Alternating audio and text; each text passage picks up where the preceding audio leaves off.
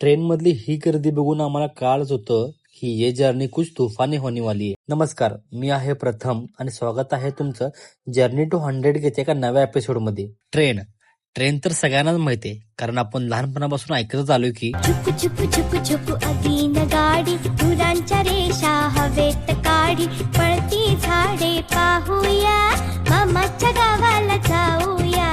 पण त्याच ट्रेन मध्ये विंडो सीटला बसून नजारा बघण्यात एक वेगळीच मजा आहे बरं का. पण तुम्ही कधी नोटीस केले काय, प्रवासामध्ये झालेली माणसांची ओळख आणि रंगलेल्या गप्पा ही कोणत्या पण एका बोरिंग जर्नीला एकदम इंटरेस्टिंग बनवते. आणि हा ट्रेन मधला व्ह्यू बघून मला एक गाणं सारखं सारखं आठवत होतं.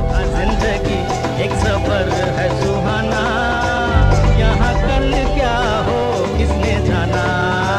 फायनली 28 आवर्सचा वेट करून आणि 1500 किलोमीटर डिस्टन्स ट्रॅव्हल करून आणि सगळ्यांना गुड बाय बोलून आम्ही पोहोचलो फायनली प्रयागराजमध्ये. आणि तिथून चालू झाली आमची एक नवीन ॲडव्हेंचर जर्नी.